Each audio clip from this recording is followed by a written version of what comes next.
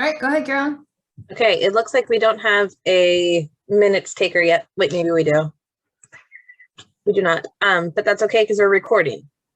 Yes, We are recording. officially. Okay. Welcome to the May meeting. Thanks for coming, everybody.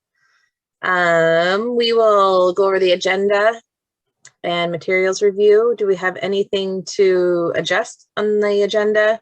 It looks like we're going to do a little different this week. We're going to do the case review before the break and then the training topic after the break. Is there anything that needs to be adjusted? All right, so we can move on into public comment. So I see we do have some attendees. Maybe some of them will want to speak. Leah, would you like to do your thing? Sure. If anyone would like to offer public comment, please raise your hand in the Zoom thing. And if you have trouble raising your hand, send me an email with your comment and I will distribute it to the group. We don't have anybody on the phone, so I will not do that part of the spiel. I am not seeing any hands raised. But if anyone does raise their hand, I will check in with you.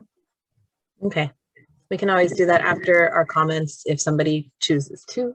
Since we're doing this a little early, I always feel bad like being done with public comment before the time that we're supposed to start it is, in case people want to show up. So anyway, let's go on to comment from board members and commission liaisons, and maybe I'll circle back and just double check for public after that.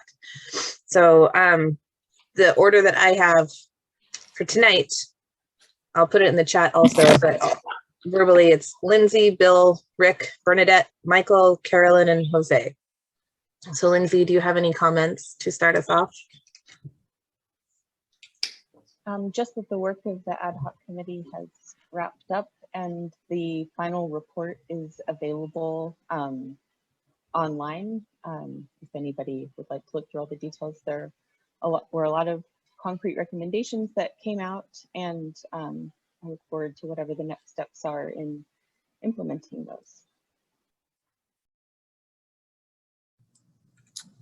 I really don't have any comments, just say hello to everybody and welcome to this evening's meeting. I don't have anything further. Thank you. So after Rick's long report on the ad hoc last time, I had said whether we should, as a review board, propose or put something forward to City Council as they were kind of working through the ad hoc committee report. And it was suggested that we just work on put a section in our year-end report, right? We're in May. Have we done 2020? We have not. Leah's getting ready to unmute and tell me. I was multitasking. Beatrice has kindly drafted the CRB annual report, and it is, I believe, sitting with me to get to you.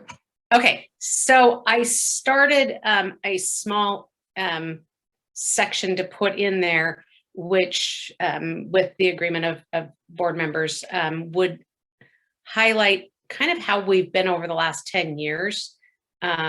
Because I think while we've done a lot of cases that need comment upon, I think putting something in there that talks about what we've done over the last 10 years and the impacts it's made and how the police commission has often responded to things based on what we've done. So to kind of show that overarching, you know, something happens, it's investigated, we review it, we report to the police commission that we see a need to change the pursuit policy, the taser policy, the dog use policy, whatever policy, and then the chief rewrites the policy. Sometimes it gets out of order and the chief rewrites the policy before the police commission actually reviews it. But I thought that would be a good thing to put into the CRB annual report this year to supplement and to kind of answer maybe some of the questions that the city council might have with regards to ad hoc committees making recommendations for changes. So Rick, you have a question about that? Yeah, I'm wondering if it may be easier and less cumbersome for the council to look at a smaller report that we would submit as a board to the council in response to the report, rather than have it be in the regular CRB report. It might be a little less bulky for them to look at, be able to isolate it as something that refers directly to the things that they're dealing with. I don't, that's just my suggestion. Leah? Sorry, I had to make sure. So I have an idea about if members of the board are interested in working on this or working on a response to the ad hoc committee presentation or things like that. If it's specific members, 3 or less, then I can meet with you and work with you, and we can talk more, I think, about how to frame it and the timing. So I think if that sounds good, I mean, we could look at it like a subcommittee or something like that, or just a working group of people who want to work on a response. And I'm happy to facilitate that. The ad hoc committee will report on Monday to council. So I think that'll be worth listening to for sure. I'll be listening to it to see what council has for next steps as well. So I think if that sounds good to you, let me know if you're interested in working on such a thing, and I will set a time for us to meet outside of this. Does that make sense? Yeah, I just, as my kind of opening comments was just basically that to let people know that I'm kind of looking at that. And yes, should we put it in the annual report?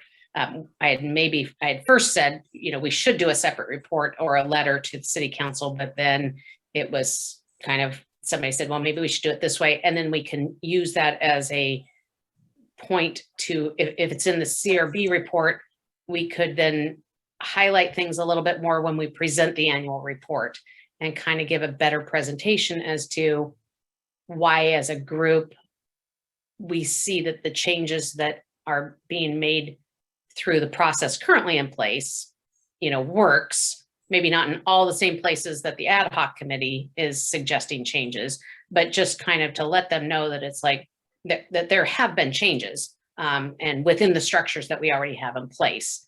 And so that was just my reason for bringing that forward. But I think certainly having further conversation about how we go about best presenting that would be a good idea. Would this be a good time for people to volunteer to do that with you, Leah, or should we have that be like an email you, Bill? I guess I was going to say, I sort of like both ideas of putting it in an annual report and also doing a separate letter to council or doing that. And I think I would really support us doing both of those. And also if there's a group that wants to work on that together, I think that's something we should put together tonight, because I think this is something that needs to be worked on, within the next 30 days. So I agree. I think that it would be good to have a separate thing that's presented and then include it in our annual report. I like that idea. So I guess maybe we can do a show of hands of people who'd like to be involved in this work group. Keeping in mind that it'll either be a public meeting if it's over 4, which is fine, right, Leah? But it'll just, if it's under 3, then it can be or it's 3, it can be not public. So Rick, I see you. Are we raising your hand if you'd like to be involved? 1, 2, 3. Okay, so I see Bernadette, Rick, Michael, and Bill. You said you orally gave interest. Is that right or no? Sorry, that was multi. Okay, I got Bernadette, Michael, Rick. I will check in with you all. And timing wise, I think we should try to get something to bring back to this group by the June meeting. So I will get you all going on that. Am I next? Yep. I don't have any opening thing. Was there a police commission meeting that you attended? Oh, sorry. Yes, there was. And I'm so new to this that I forgot that I have to report on that here. So let me try and think. Well, we're having our retreat this month, and so it's the work plan retreat. So we'll be working on the the 3-year work plan for the police commission.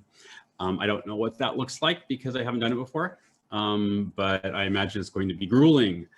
It'll be like, I think it's something like 5 or 7 hours or something on Saturday. So, and the last meeting, gosh, let me pull up really quickly the email that gave the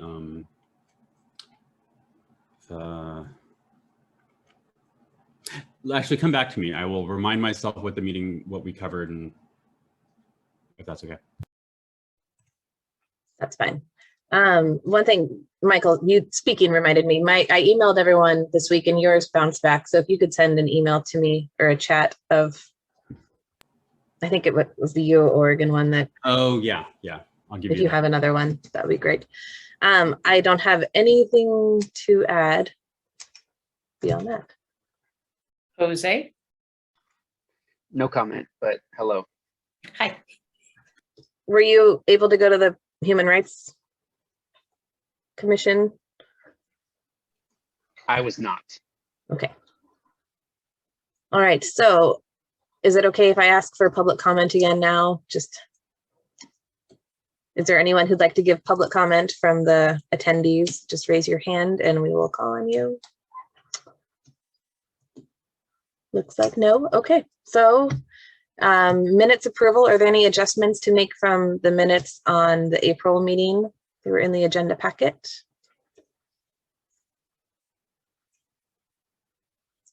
I move that we accept the minutes as presented. Second. All right, they are approved. I think having it recorded has been helpful to the minute takers. So thank you for that. Now case, yeah, Can you Lindsay. just mark me as not voting since I wasn't here. So abstain. Okay. I did read your comments though. Thank you. So your voice is in the minutes, just not really. Okay, case review. Leah.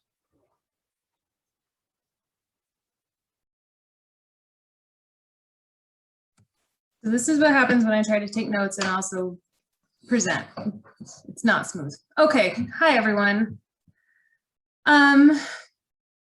All right, I'm gonna share my screen. I included some slides on the community impact case process because we did review obviously the vast bulk of community impact case investigations at the December meeting. And so this arose out of that, and I wanted to tie it all together for you. So I will share my screen now so I can explain with the benefit of a slide. Oh, I always need, sorry. Slideshow. Okay, here we are, community impact case review. So, following the protests over the weekend of May 29th, as you know, we all met as a group and discussed it and agreed that the investigation into EPD's response to those demonstrations would be a community impact case. And then that was a rather large undertaking, so we organized it as best we could in the way that made the most sense to, frankly, me.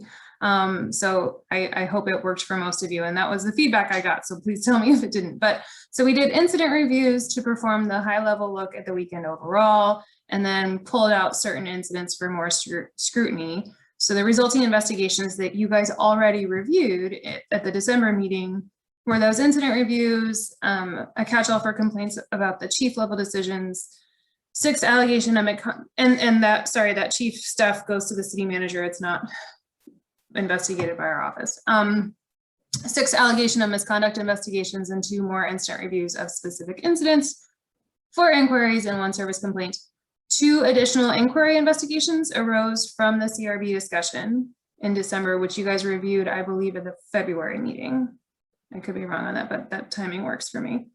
And then at the time we met in December, there was still some video getting reviewed, and this was one of them. So this we were able to finally review in, I think, January, which is when we opened this case. For those of you who don't know, there were I think, over 650 hours of video from that weekend. So it took a lot of staff time and effort to get through reviewing all of it. So because it's a community impact case, you are directed by the ordinance to come to certain decision points. The number one and the main one is whether you concur with the preliminary adjudication. So like our typical cases, the chain of command and myself have prepared recommendations to the chief. And then in this case, the chief's adjudication is preliminary until you've weighed in on it. You can also make recommendations on the handling of the complaint in the investigative process and on policy or procedural issues. You can direct the city to reopen the investigation if you find that the investigation was incomplete or inadequate, and additional investigation is likely to basically change the adjudication, or you find that the adjudication is not supported by substantial evidence.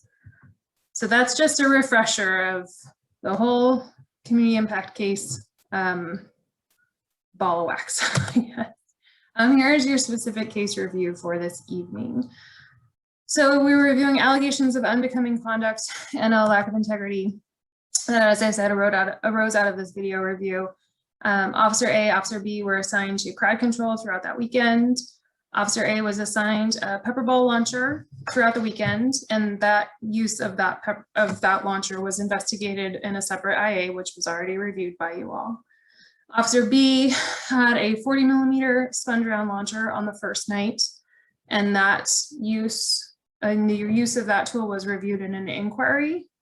And that was one of the ones that arose out of your discussion. So it hasn't, I think that was one that I included in your packets, and then we moved on. We didn't have a lot of discussion on it. And then Officer B later got a pepper ball launcher for the rest of the weekend and documented their use of that in police reports, and then was also interviewed for part of the investigation into Officer A's use of pepper ball. I realize this is all a little confusing, but I was trying to explain all the stuff we already had when we found this video. So the recording that gave rise to this investigation was inadvertently recorded by Officer A's body worn on the night of May 30th. It was discovered during the review of all of this video.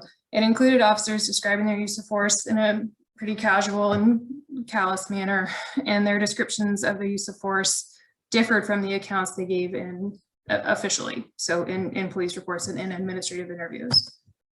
So the allegations were: 1, Officer A engaged in unbecoming conduct when they mocked the use of force on community members. 2, that Officer A engaged in conduct that compromised his honesty, so that's the integrity allegation, when this was a material different account than what they gave officially. And then similar allegations for Officer B, unbecoming conduct for mocking the use of force and conduct that compromised their honesty, and their statements being different than their official accounting. The chain of command and the auditor recommended that all allegations be sustained, and that is a typo. I'm sorry, I was cutting and pasting, which is the enemy of us all. The chief also sustained, he did not go rogue on those recommendations. So the chain of command and auditor all recommended that they be sustained. Here I got it right, so sorry about that. And then here are your points for discussion. So 1, whether you concur; 2, whether you have recommendations; and 3, whether the case meets the requirements for reopening. So I'm going to close this so you can have a better discussion board thing, but I can refer to it if we need to. Thank you, Leah. I had a question as you were going. I don't remember what it was. It'll probably come to me, but sorry about that. Bill, we'll start with you. And what we're talking about now is if we concur with the preliminary recommendations, and we can talk about the details of the allegation, and we can focus on policy, training, and investigation in this part of the discussion. So Bill, and then we'll follow the order. Carolyn, just a question. Do we just want to do one at a time, or do you want me to address all 3 of those areas in my first? We'll go around for each of the times. So we'll all talk about recommendations, and then we'll all talk about preliminary recommend. Okay, We'll all talk about the first part first, and then the second part. Okay, perfect. Okay.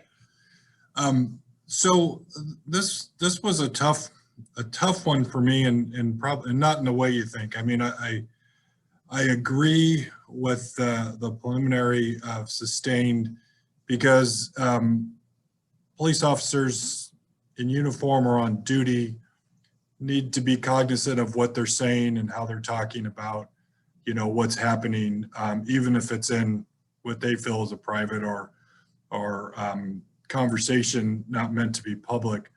But, and so they always should do that. I think they should always be, watch what they say and not try to say things that, are funny or making fun of what has happened in an incident. But I also understand, and it goes back to what we talk a lot about here, about looking at the totality of what went on. And when you look at what went on, that the long hours they worked, the verbal and other abuses that they took, that, sometimes people's coping mechanisms are humor or exaggeration to, cause humor. And I think in a lot of this, that's what happened. I think it was after 2 days of doing this, they were trying to relieve the stress and the pressure that they were under, and over exaggerated. And I think even in one of the interviews, they talked about, it's like you're talking about a fish story about how big your fish is, and, and you over exaggerate. And, I know this is kind of gallows humor, but sometimes we have to look at that's a coping mechanism for the stresses that they're under, and to make themselves laugh and relax a little bit. Doesn't make this right, but I think we need to look at that and understand that this isn't an incident where they were in a fight, or they used a force on somebody and turned around and made fun of that person directly after the incident, with nothing else going on. So I'll stop there.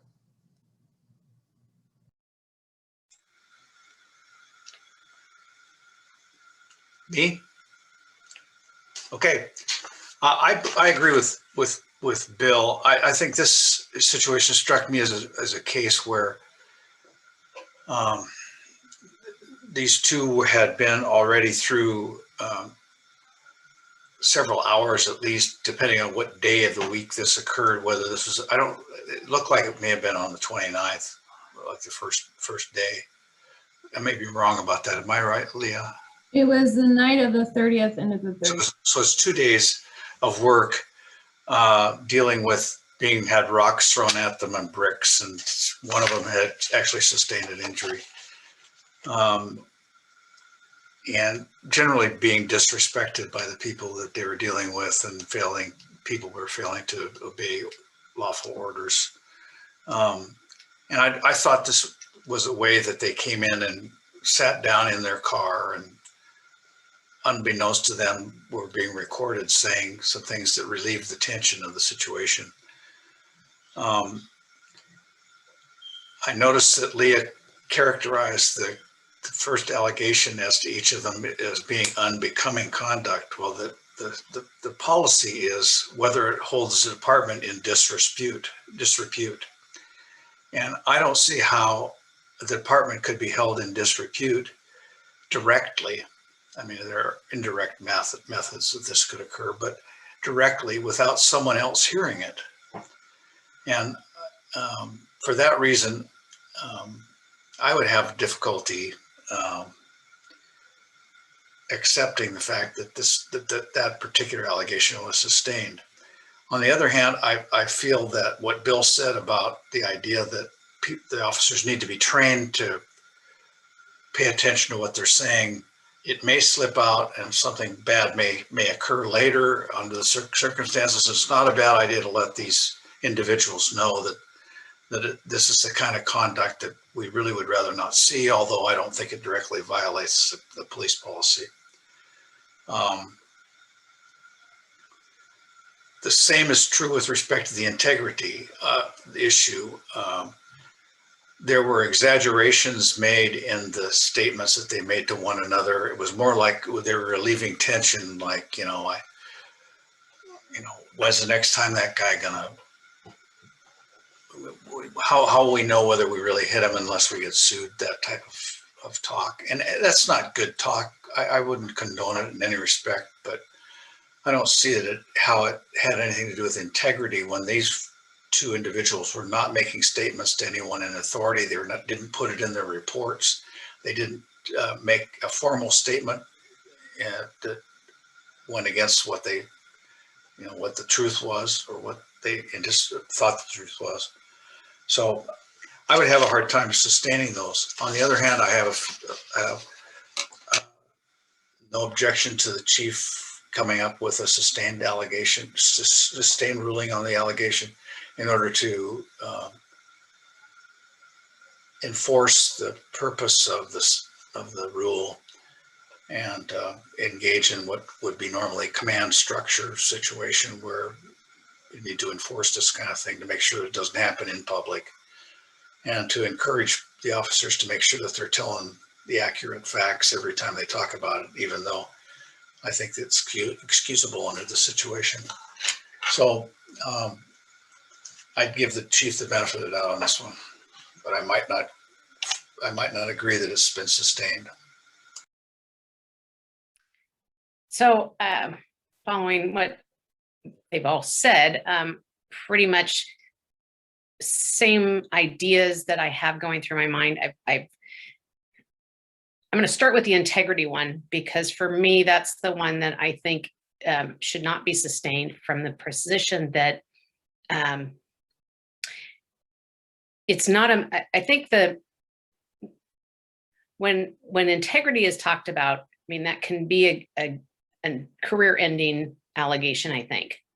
And I think because of that, it's got to be an integrity issue with regards to material facts or things about their job, that there's lacking integrity in what they did. And in this case, it seems that the report they wrote was truthful. Their investigation, the first IA, when they were questioned, was consistent with that police report. The review of the tapes and reports from that incident and the videos that we watched all show that what they wrote in their reports, what they said in IA, was all consistent and was truthful. And so we're saying that this conversation had in a car was what we're saying is where there was lacking integrity and was not truthful. And so as I kind of thought about this, I thought, okay, so yes, they shouldn't have been having this conversation in uniform. So what if it was at the end of the day, they were out of uniform, they're walking out to their cars and they have the same conversation? It certainly is not it's still, I mean, they're still police officers, they're still on the property, but they're walking to their cars, so they're off duty. It has less, I guess, sting of concern. And then if they're in their backyards talking this over a weekend and their neighbors hear them say this, I mean, all of those places, they've made the same comment, and that it appears to be an exaggeration based on all the facts that we've seen and all the videos that we've seen. And so I don't find that the integrity is a material issue that there's a concern about, because I mean, officers lie in their jobs. I mean, there are times where officers do not tell the truth. If you're undercover and somebody asks you if you're a cop and you say no, I mean, they've told a lie, but it's an understandable lie. Now, obviously that's for their job going forward to be able to do their job. And so I've wrestled with this as I've read this and tried to figure out, it's like, okay, so if you're just sitting there talking about your job, but it's not doing your job, does it have that same weight on your integrity? And that's where I see that it's like, I don't think I don't see the integrity one should be sustained. Although I can understand why the chief would sustain it. But it worries me with regards to that this could be a career ending. And then I started to think, it's like, does it matter if this was somebody who was new to the force, somebody had been on the force for a while, or somebody that was getting near retirement? And there's, well, if they're new on the force, they can be retrained. If they've been on the force for a while, are they starting to go down that path of, the kind of us versus them? It's like, we get to be the good guys and everybody else is not. And we need to intervene in that thinking, we as a community and police department, and keep officers from going down that path of, us versus them. And so I kind of see that as, it's like the wake up call that we need to be doing better by officers, so they're not doing this. The fact that this was not, that there wasn't any derogatory statements of a person's color, a person's gender, a person's, any protected class sorts of things, I think, makes me feel better about it, in the sense that it's, once again, we're looking at our community, and this is kind of a big deal in our community, but on a more global, sometimes, we look more globally, it's like, how does this impact, what does it mean? So I had a lot of things going through my mind as I kind of tried to sort through this. The first allegation, with regards to the conduct, I kind of went with, I saw what Rick was saying, that, how does this bring disrepute on the officer or on the force if it's not heard? But did it also, under G, fail to foster a safe and respectful work environment? That, it's like, it's not very respectful to be saying, people deserved it. And so I guess I kind of went, and it's like, okay, I can see the conduct, being sustained in that case. But, some people would say it's free speech to be able to say these sorts of things, but we all know that when you're in a workplace, you don't have those same sorts of free speech issues. So it was a tough one. I can, I don't see at this point there's anything to go back and open. I think the fact that we had to question them how many, 9 months, 10 months after the episode, and the video is not all that great to be able to really hear what they're saying. We get the gist of it. But I think it's certainly a tough one, and I can see why it might go either way. But I'm more against sustaining it on the integrity one. My turn. So there was a this one, it was a very little text to read, but it had me thinking a lot, and partly because I was trying to recall our earlier discussion from December with those cases. And so all my students can tell you that I'm a little math challenged sometimes. And so numbers are not my thing. And I've been trying to sort of puzzle this out. So there seems to be just am I correct that when officers discharge their firearms, all the bullets are accounted for, right? So we know how many rounds have been fired, and there's no question there. But with the pepper ball, that's not the case, right? Because there seems to be a lot of uncertainty. I remember this came up in December, where there was an officer who had said that they'd fired some enormous number, and it turned out that probably not. Is Leah? Yeah, so it's hard, especially with the pepper ball, because if I'm remembering right, they can come out in groups of 3. So it's a little harder to estimate. I believe the final numbers we got on pepper ball use were in general were aggregate based on how the supply dropped, right? How many they needed to reorder. I could be wrong on that, but that's what I remember. With the specific incident that we looked into with actually Officer A that they're discussing in this instance, that one we had very good body worn video of. So I think the investigator went back and actually counted how many pepper balls specifically were used. There's our investigator. He knows better than me. Is that right, Ryan? Yeah, so they don't actually count each number of rounds that they take. They just, they'll take enough pepper ball to be able to fill up the hopper, and then when the hopper gets empty, they dump more back into it. So believe that's accurate. It was an aggregate amount based off of how much we had to order. And yes, the incident that they're discussing in the vehicle was one of the IAs that I did, and the video was very good. I actually had body worn video of both the officers. And I mean, I could have missed 1 or 2 rounds, but it was very, very close as far as, because I can slow it down, slow the speed down, and also zoom in so that I have a really good view and I got a better way of counting those. So I think it was pretty darn close. Okay, great, thank you. Yeah, Yeah, so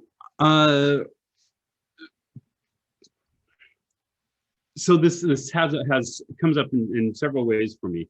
So in Sergeant Nelson's report, we have so he writes page 5.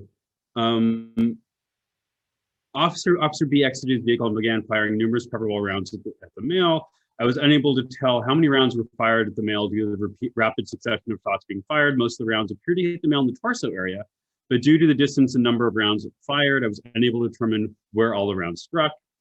I slowed down to half speed and was still unable to determine the number of rounds. I estimated over 20 rounds were fired at the male. And then we also see a few rounds fired by Officer B as well. So that's like a very, very detailed description. In the memorandum from the lieutenant, can I say the lieutenant's name or no?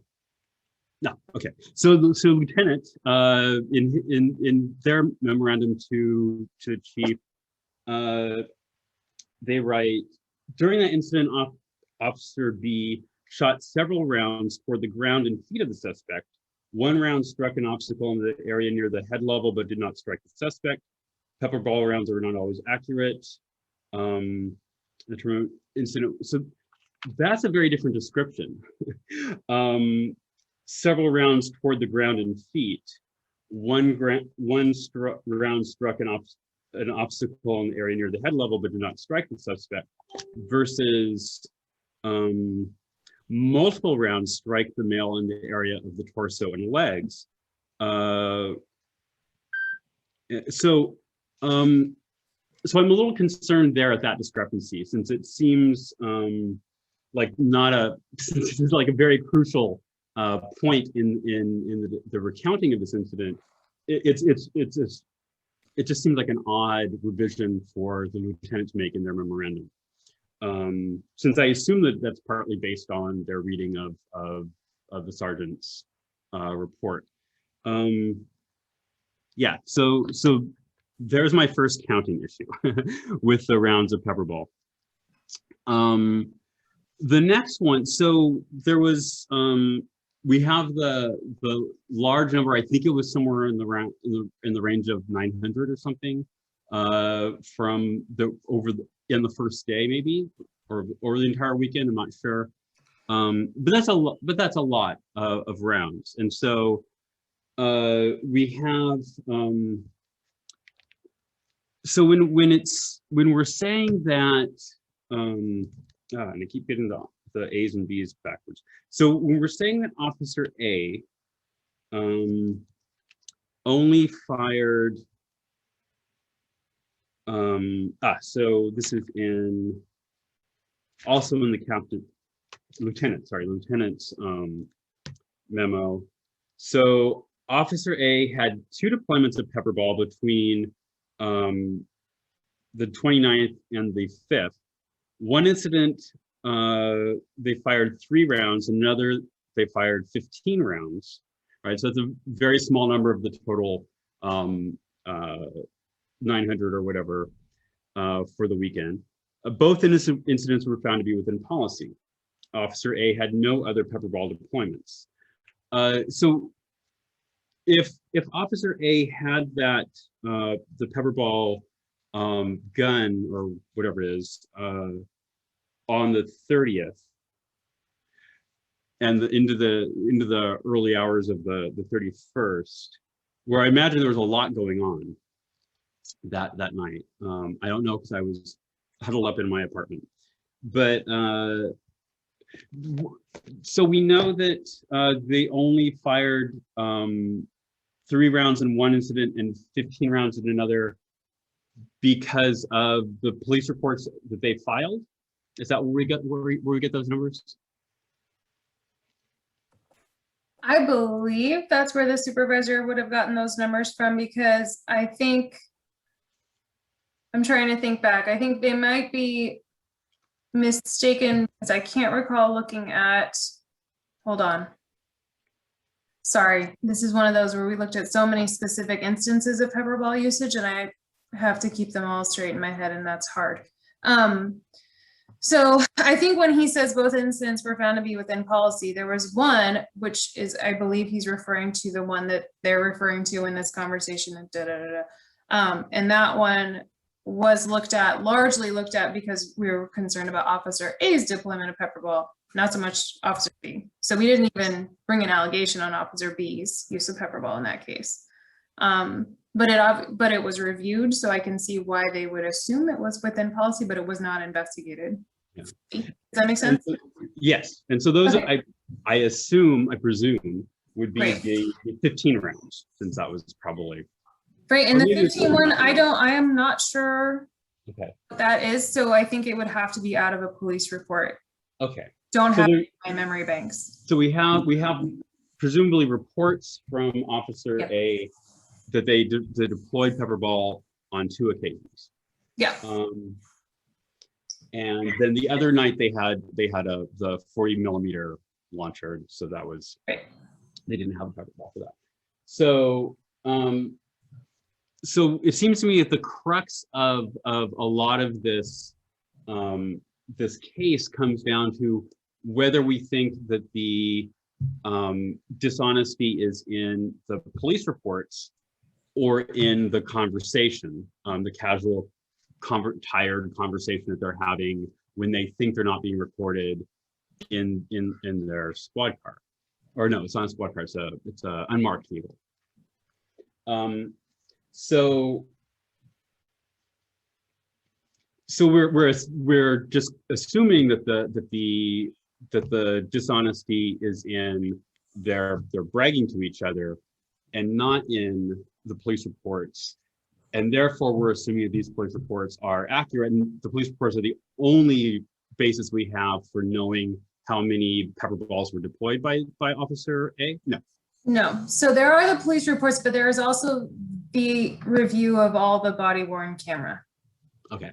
So in all of the hours of review of the uses of pepper balls, so we brought certain allegations based like solely on numbers, like you said, like you fired a lot of pepper ball, we got to look at that, right?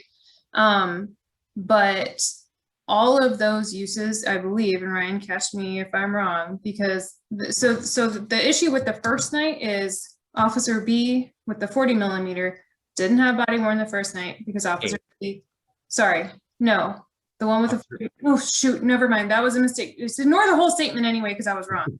I was thinking about a different Officer A from December. Everyone ignore me. Okay, so coming back to the real people. So yes, all of that body worn is there. All of those police reports are there. Ryan is laughing at me, so I feel like he must have something more accurate to say. Oh, no, you don't? Thanks, you're just gonna let me in this. So it's not just police reports, right? So yes, you are correct. That was why I wanted to look at it, and integrity seemed to be the best fit, because we have official recounting of justifications for uses of force that were, looked at, reviewed, as police reports, as video, all of that. And then to come in out of left field with this other account of, well, none of my other, nothing really was justified, right? Was just like, well, I got to look at that and see which one is more true. And in looking at the uses of force, the use of force reports and the video of those previous things, those official accounts appeared to be more true, more accurate than this one in the conversation. Does that make sense? It does. I have a follow-up. Sure. Because, so I didn't, in December, I didn't watch the body worn video because there was too much of it. But I understand that for some officers, the batteries died because they've been on so long. Is that right? So we were missing some body worn. Am I wrong about this? I don't remember that. Ryan, do you remember that? You know, I don't remember that related to this incident. I mean, there were some officers who didn't have body worn, some special units didn't have it, but I don't remember any. Okay. Again, it's almost been a year, but I don't remember anybody reporting or us finding out in any way, shape, or form that batteries had died during that incident. As a matter of fact, I recall one point in time during one of the nights listening to audio where a supervisor asked for additional cameras to be brought out because they were getting low. So not to my recollection. Great. I probably heard that and like misprocessed it in my brain. So great. All right. So there was some kind of cross-checking then of the police reports. That's awesome. So that helps me with the counting.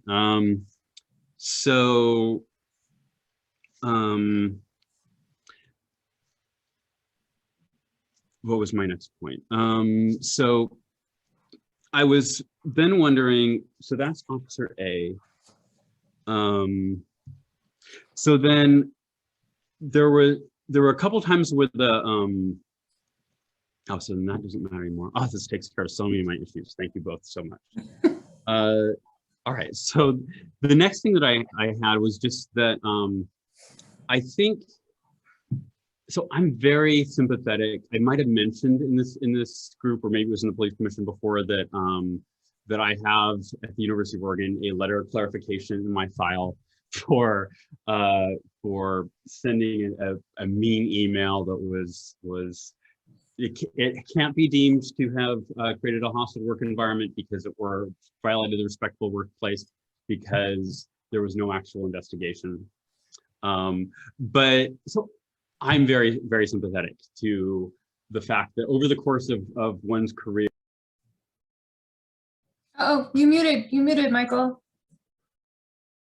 Sorry.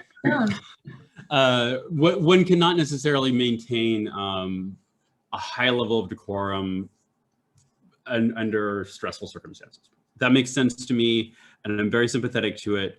But so I play the piano, as you might see, and I also have practiced karate for a while in the 90s.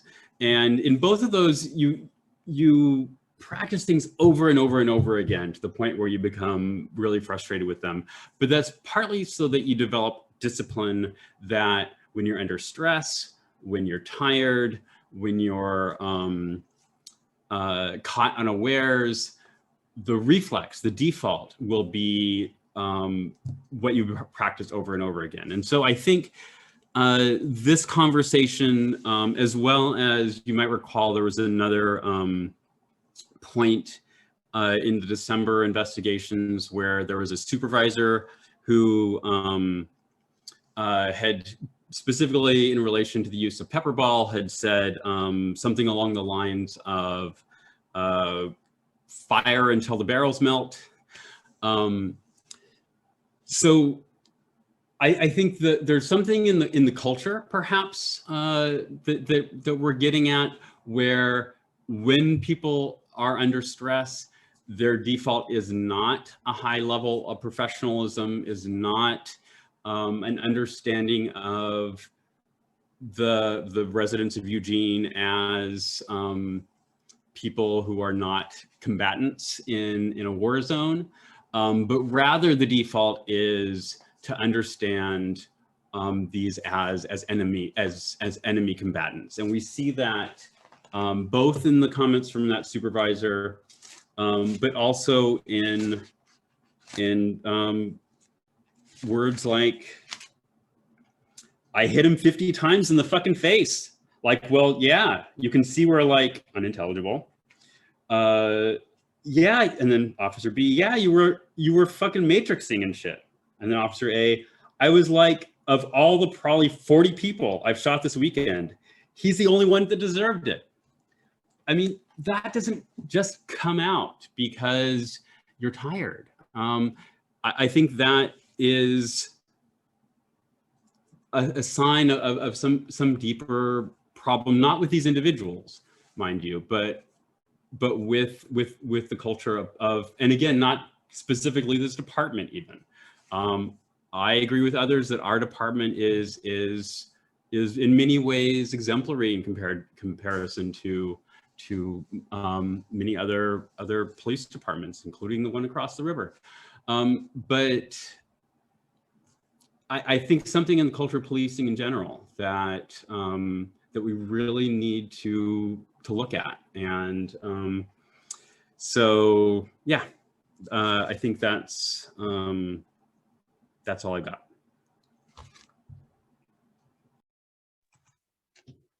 All right. Michael, I was going to say a lot of the same stuff that you just said in your last point about just how incredibly, I think, Leah, the word you used was callous, the comments were. And I think that that is concerning that they do feel comfortable speaking that way in general. So the question that I thought of during the presentation, Leah, I remembered is, so it was clear that this was found while reviewing the videos, and I'm curious if that was somebody at the auditor's office or in the police department who found this and it decided that it should be investigated. No, I need to give full credit to the chief and EPD for providing the staff to look at all of that video, because no, I personally did not look at all that video. So the chief actually assigned a quality assurance person who looked at their job was to look at every minute of video, and then they would flag certain items for A and the auditor's office to look at. And some of them did not turn into IAs and some of them did, but that person did a really good. Okay, I think that's a really good point. I appreciate that. We've talked about this before in these meetings, that I appreciate it. We all appreciate it. I think when the department brings forward issues that need to be looked at. And I think that's a part of what makes Eugene different than a lot of departments, is that they don't just blindly have each other's backs. They're willing to say when somebody's messed up and put them forward for investigation. So I appreciate that. And that's interesting that you said that a lot were flagged and more were looked at that were deemed not a big enough deal to investigate. So I think that's good that it was a fine-tooth comb and that it was a deep look. So I appreciate that. I think one thing that this brings up, as pretty much any time we look at body-worn camera footage, is I think we just kind of got lucky here that they had their camera turned on. And I think that we shouldn't have to rely on luck with that. I think that body-worn cameras should be on at all times. And I mean, besides private times, but I think it should, when you're on duty, I think it should be recorded. And I've said this every time, but I'll say it until my last day on this board, that I think that all body-worn cameras should be made public. And I do understand that that's a legislative change that would have to be made, but I still like to say it. And I think that's all I had for this part. I have a point related to that, if I could just jump in quickly. I know something I hear a lot in the community is a suspicion that officers can edit and delete videos and things like that. And it does not seem to matter that I say that they can't. So that's one thing that does strike me about this one is I do believe if the officers had the ability to delete a video, they would have deleted this one. Like, it was in their best interests to do so, and they didn't, and they couldn't. So just putting it out there, and maybe I shouldn't even open this but it's something I hear from the community a lot, and I think it deserves clarification. So sorry to interrupt. No, I appreciate that. I think that's really good to hear, because I think that, I mean, that's good that they can't, but the fact that they aren't required to have it on all the time in some ways is the same as being able to delete something from happening when it's not being recorded. I'm done.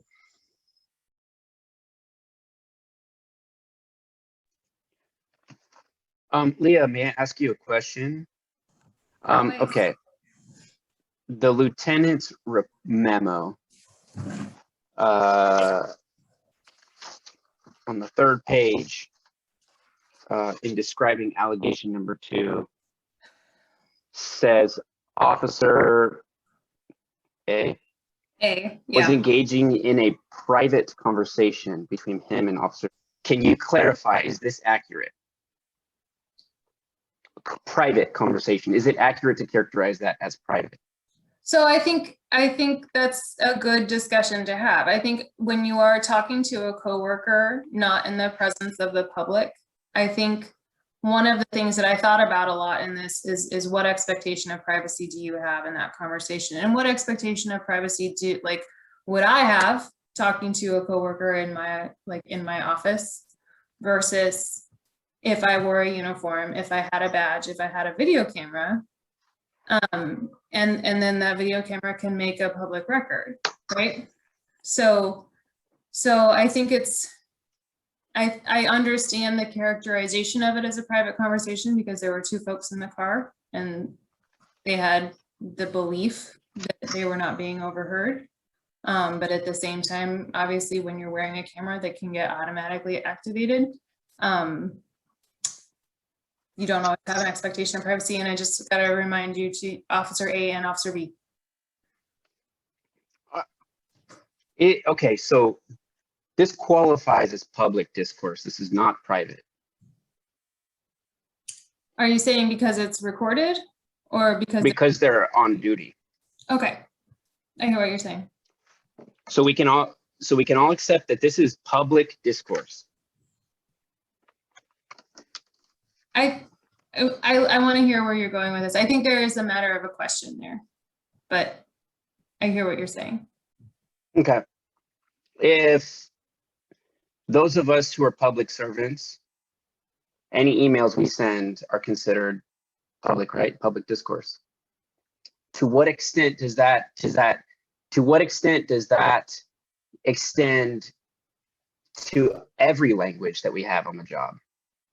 I mean, if this was a, let's say, if this was a, in the situation of the university, if somebody was, say, having a private conversation, it could still qualify as a Title IX violation. There are no private conversations if you're a public servant.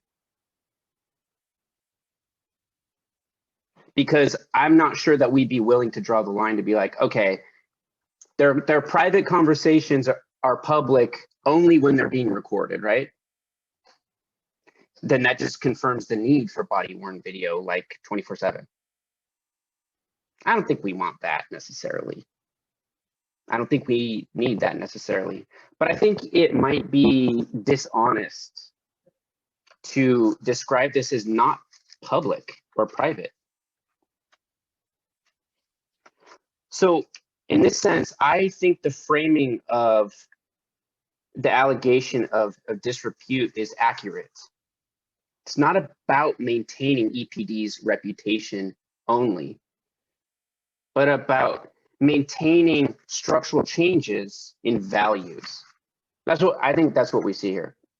We see, you know, like in the joke, some philosophers have characterized the moment of the joke as like a misfire in discourse. That's when you see values coming out. And I would say that, for example, teachers can be fired for certain personal or conduct in their personal lives even. Our public servants have to be held to a higher standard. This happened on duty. And in that sense, I'm concerned about the culture of violence related to the events on May 29th, 2020. So yeah, I think that it's a matter of having high expectations for our public servants. It doesn't appear to be complicated to me.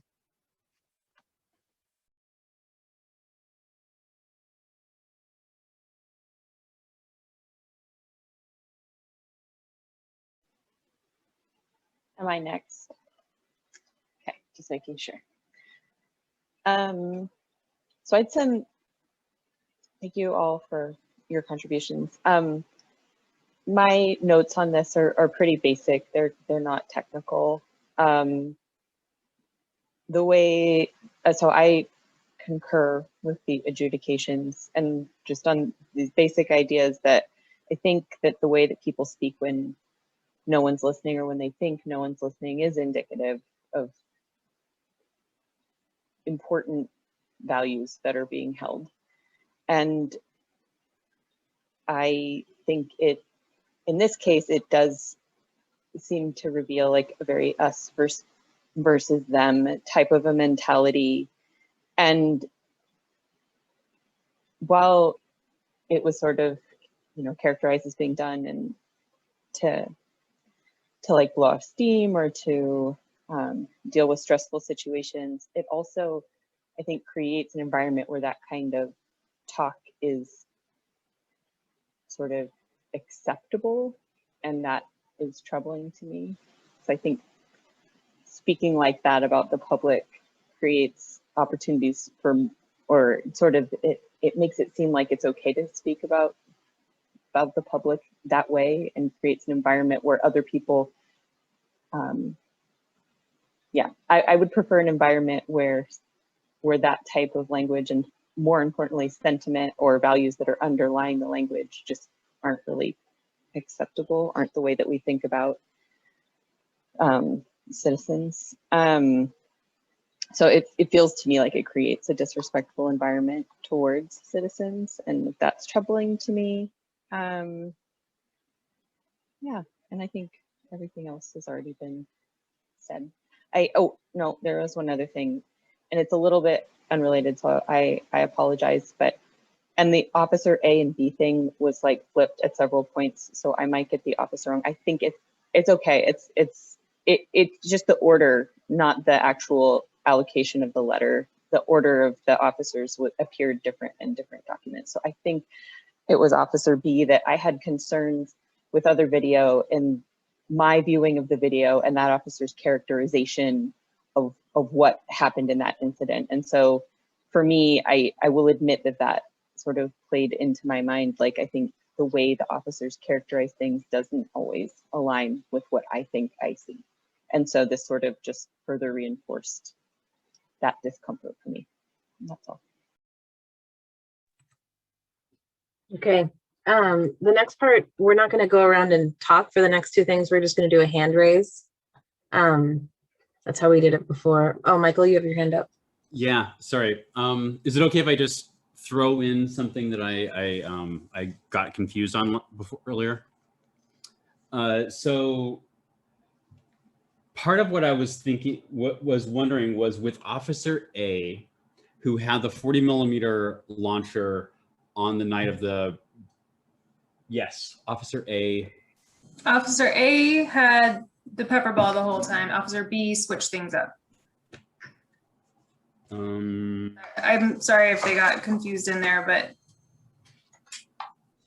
So whichever officer had both weapons, should we go with that? Yes, Okay. the two-weaponed officer. The two-weapon officer, got it. The Okay. two-weaponed officer was also the one who made the comment about having shot 40 people, right? I believe so. Okay. Yeah. That's the important part. So I was, so we were assuming partly there was the hyperbole because they'd only fired off like a few rounds of pepper ball, so it was clearly, but they also had the 40mm launcher, which they had used. Yeah. And their use of that had shown up in an IA report that I don't think was one that came to us, because the IA report we saw about the 40mm was with a different officer, right? Right. So it did come to you at a later meeting, because that's the one where Lindsay, I believe, raised concerns about that use of the 40mm. So it came to you at essentially February. maybe March. But yes, so that was All right. in a later package. So we did see that. Great. Okay. Yes. In that case, I am really done now. Okay. Okay, so we need to decide if we concur with the adjudications or with the adjudications. And we're talking about the chief, which is convenient because the chief and the auditor both agreed. So we'll just do a hand raise for allegation 1 for Officer A. Do we concur? Allegation 1 with Officer A. Do we concur with the chief's adjudication? Can we put that up so I know which one we're talking about? I think I know which one we're talking about, but I want to just make sure that. Yeah, I can pull those up. Well, then it's hard to see. Then it's hard to see. So I can read it. Okay. Officer A engaged in conduct that brought the department into disrepute when they mocked the use of force on community members. So do we agree with that adjudication? Ryan doesn't get a vote. Okay, I was waiting for your hand to go up or down, but you don't count here. Then same officer for integrity, that Officer A engaged in conduct that compromised their honesty when they gave a materially different account for their use of force on a community member in an administrative interview than they did when speaking informally. Do we agree with that? That it was sustained? Leah, are you writing these down? Yes. Thank you. Okay, Officer B. Hold on though. Okay.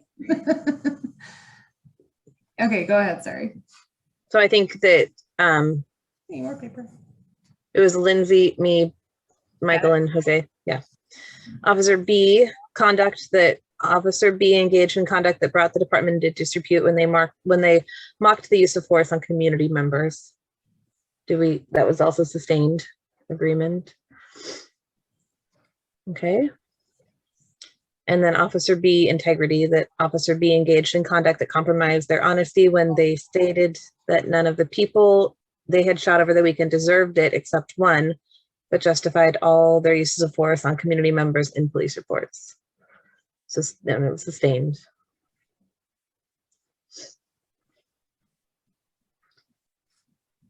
Okay, so that part of the evening is done. Then the next one is we talk about, or this is when we do a hand raise to indicate if we need further discussion and if the case should be reopened by the investigators. So we'll just do a hand raise if anybody, do we think that the case is closed and we do not need to reopen it? Let's raise hands with that. And then if there are people who don't agree, then we can have a talk about it.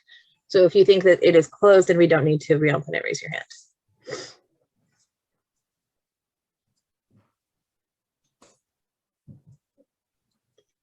Okay. I think that concludes the discussion on the case. Is that right, Leah? Because it's different than normal. Okay. I think so. Oh, sorry. I was looking to unmute myself and I was unmuted. Always a dangerous thing. Yeah, no, I think that's everything that you are required to discuss. Okay. So on the agenda, we have break. Michael just sent me a message saying that he could do the police commission report now or after the break. I think as do you want to just do it in the closing comments part of the agenda? Okay. So let's take a 5-minute break. It is 6:39, so let's come back at just 6:45. Thank you.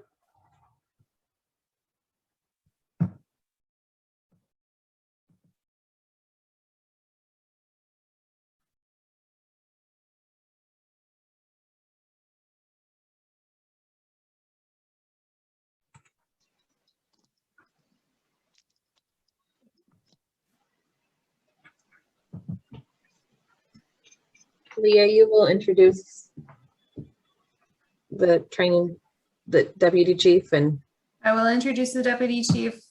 thank you. I am responding. So I'm having trouble figuring out how to respond appropriately. So Michael, that is a really good case and I like it. And it's interpreting Washington state law and not Oregon state law. So it would be a little bit different here. We have Washington has super open public records, and Oregon, as we all are experiencing, does not. So it's just it is a little different up there. I was a public employee up there. That was a long time ago. Okay, sorry. I was thrown off by the word Northwest, which I always assume refers to Oregon only. We are the best Northwest. So, okay, sorry. This is definitely not a private conversation, so I'm going to be more professional. Also, Bernadette, let me know that she is here. So Okay. if we're waiting for her, she is here. Okay.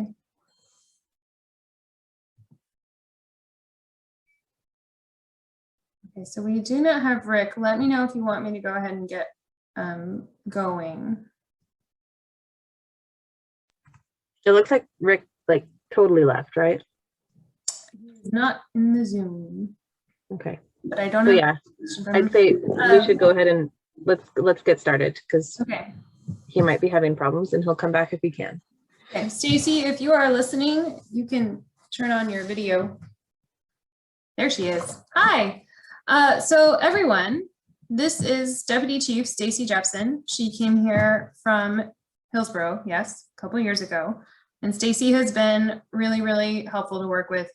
She is kind and wise and empathetic, and I appreciate working with her. So she has, officer wellness is an important topic for her, obviously, as the person who is taking care of her employees. And we've had a couple of incidents, including the one we talked about tonight, where officers were under a lot of stress. There's a shooting from last year that you guys may review, but just this is a topic that's come up a lot of how do we properly care for employees who are going through enormously stressful situations? How do we get them to a place where they have good coping mechanisms and can deal with and process whatever they've just had to go through?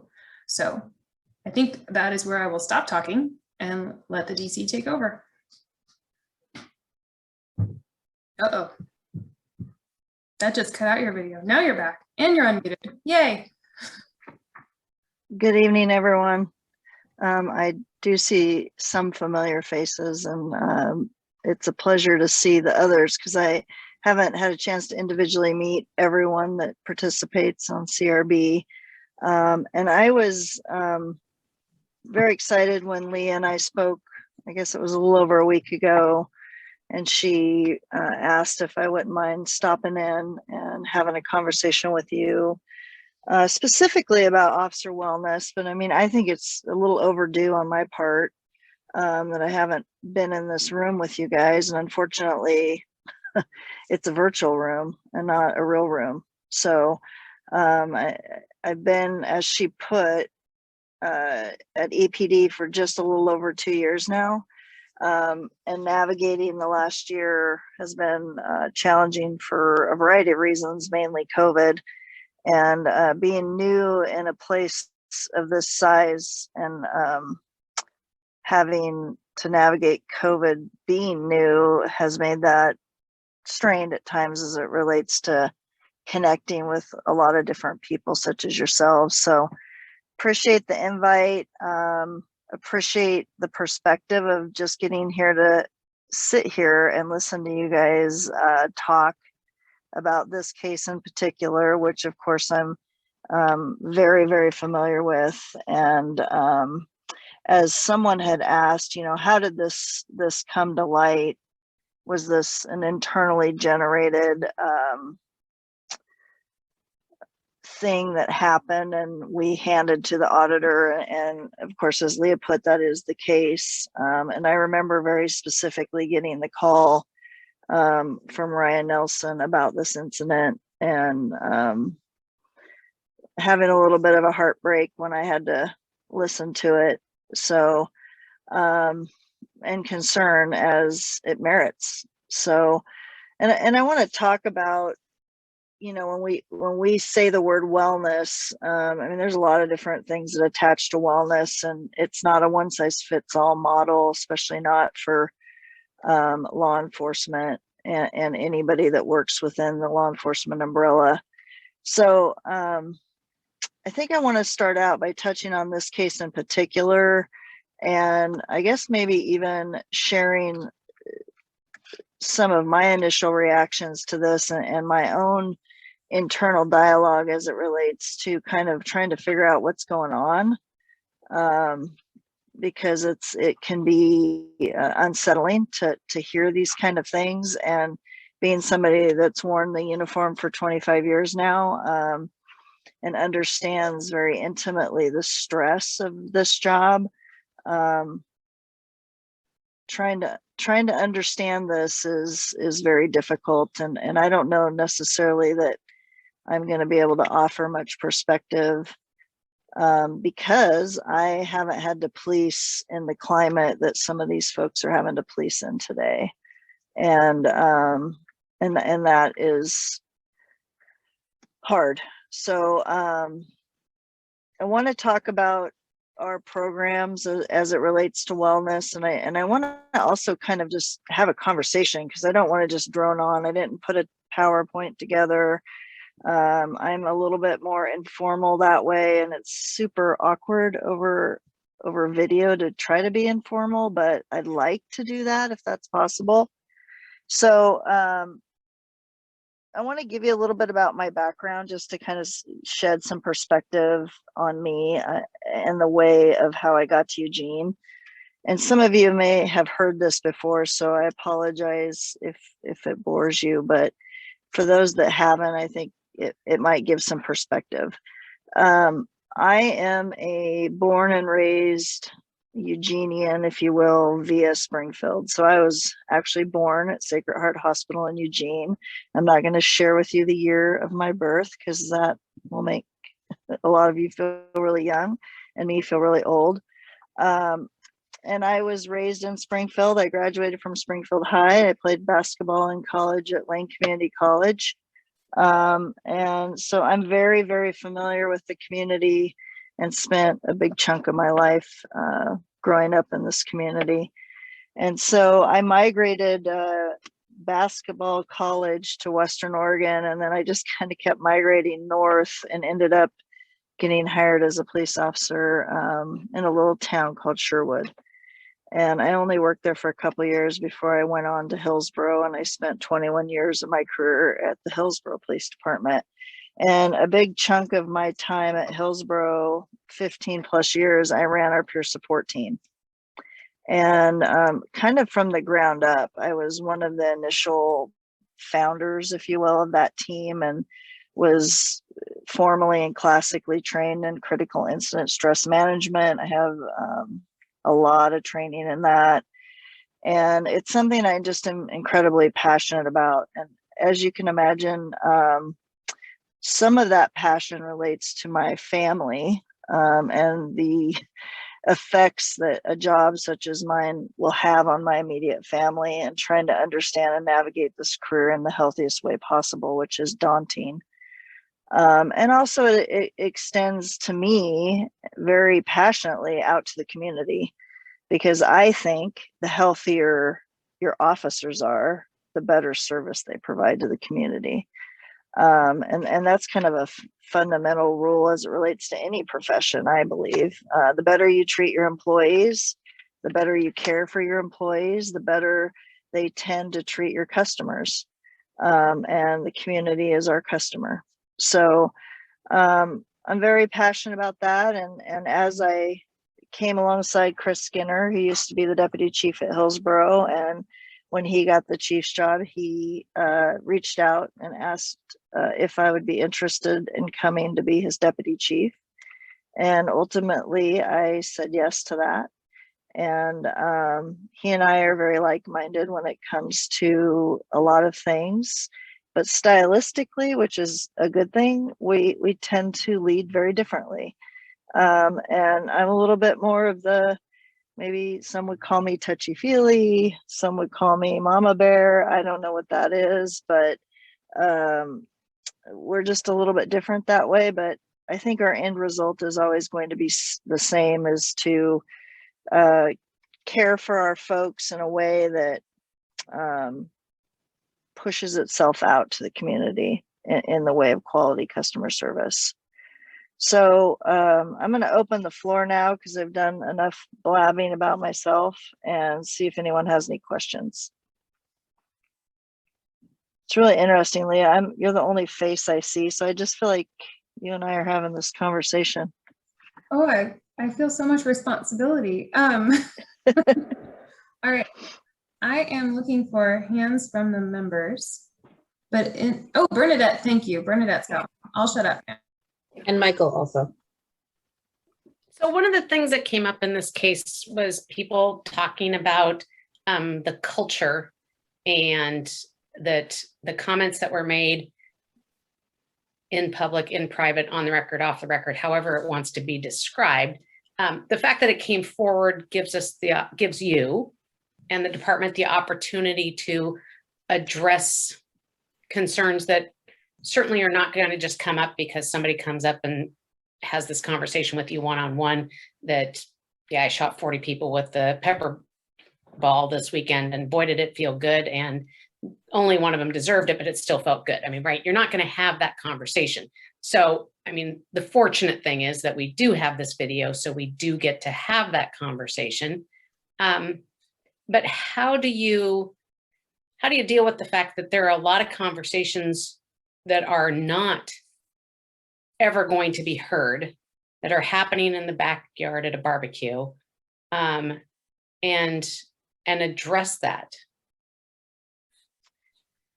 Yeah, that's a valid question and a very loaded one on some levels. I think that, you know, I'm going to just try to speak as bluntly as I can. I mean, we're all humans and we all say things that we know we shouldn't say from time to time. These officers in this case in particular, I've heard you guys talk about this, about the amount of stress they were under, the things that were happening, the rocks being thrown at them, all that stuff.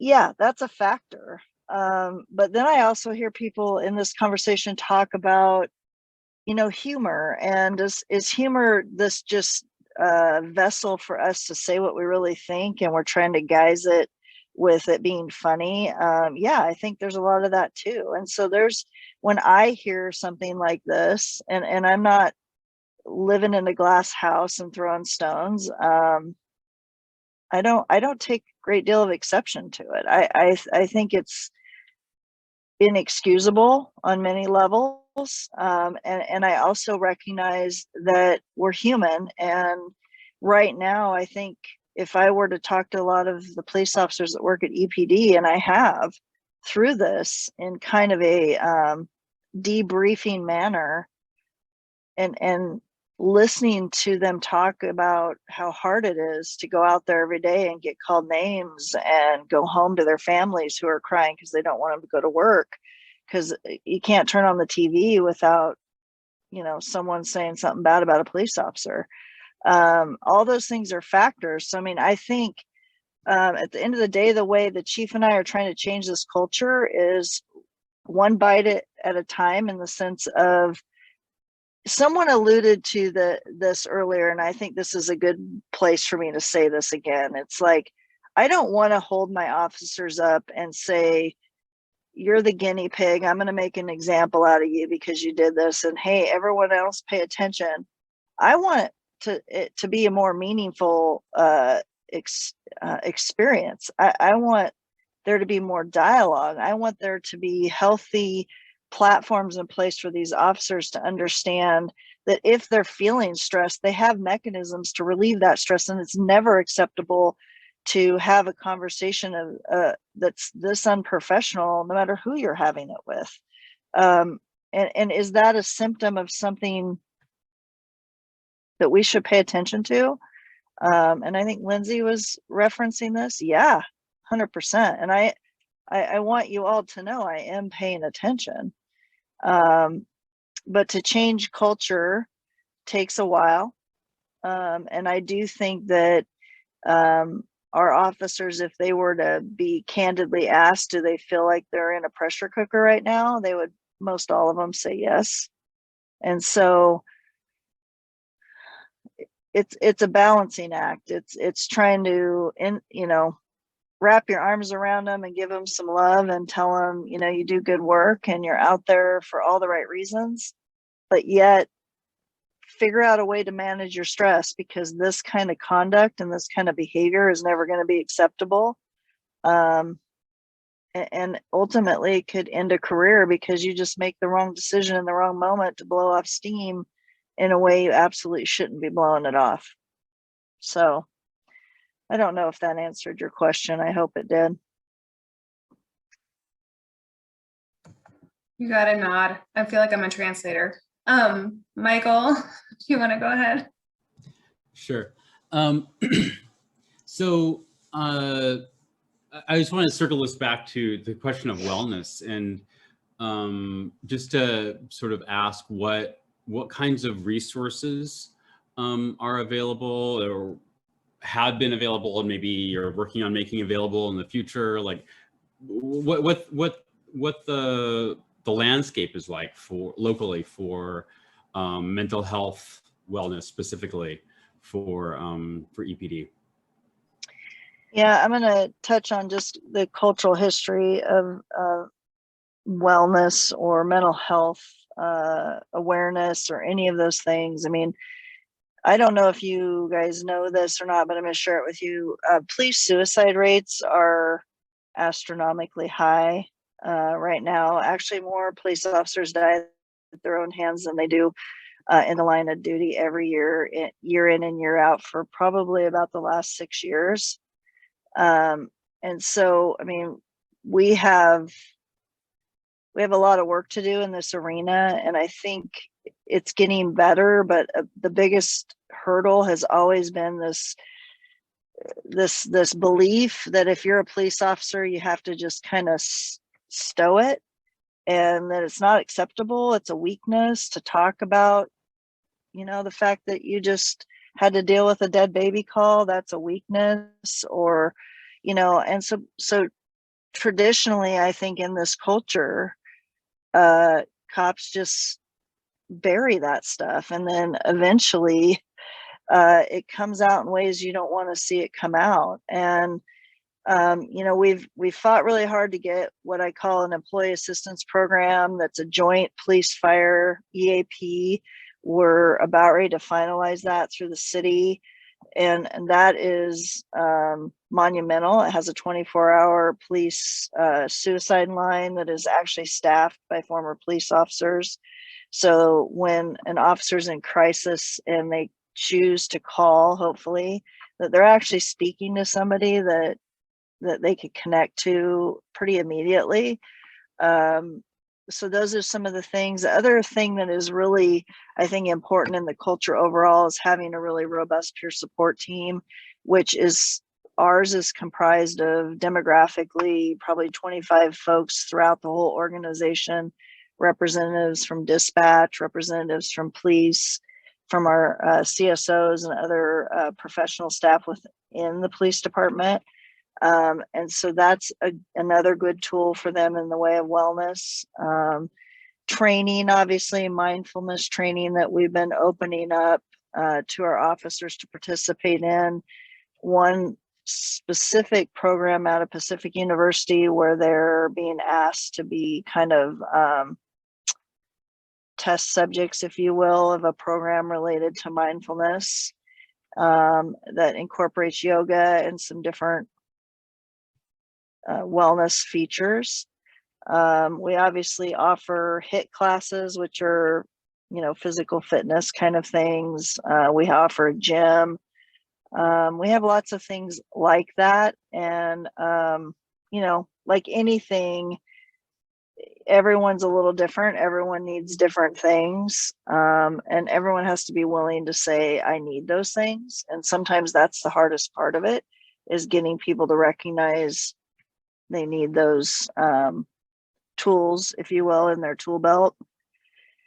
And then another and final component that I think is the most important is incorporating some of this wellness stuff into our in-service training, our ongoing annual training, requiring it, getting us to a place where maybe we have mandatory, and cops shudder at this, but it's something I'm very passionate about, mandatory mental health check-ins, where they're not fitness for duties. They're just simply go like you do to the firearms range every year and qualify. You got to go check in and spend some time with a psychologist, and you could sit there and do nothing, or you could sit there and talk. And it's just a check the box kind of thing. But I think it opens the door it takes the stigma out if they're required to go. So those are some of the things. Thank you. Lindsay, I see you next, and then Jose. Thank you so much. I appreciate what you have to say. So, and Michael, thanks for asking that question. That was basically my question. I have one small follow-up, but my comment is just that I think what I, as a community member, hope to see us move towards is a care and wellness centered model of public safety writ large. And I don't think it's reasonable to expect that we can move toward that model if we're not investing in the wellness and care of officers. And so I'm glad to hear that you're looking for ways to systematize that and to build that in structurally and then culturally into the department, because these officers are people, and they do, you know, we need to invest in them. If we want to see care-centered approaches with the public, we need to be investing in them. So I appreciate that you're doing that work. I guess this is like kind of like a logistical question. I'm a practical girl. I wonder, you know, if officers are in, not like, if officers maybe, let's say in the example you're giving, you know, have just come off of a dead baby call and need a minute or need a day or need a week to take the time to take care of themselves, do you have the kind of staffing flexibility to be able to handle that kind of thing? Because I do think sometimes in workplaces I've been in, it maybe is just sort of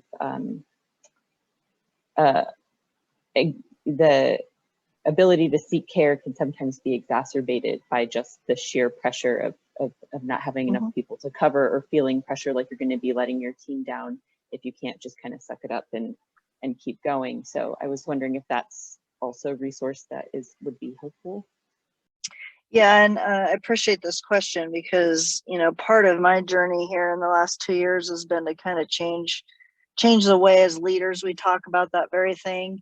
The recognition of our frontline supervisors when they have their troops that come out of a critical incident.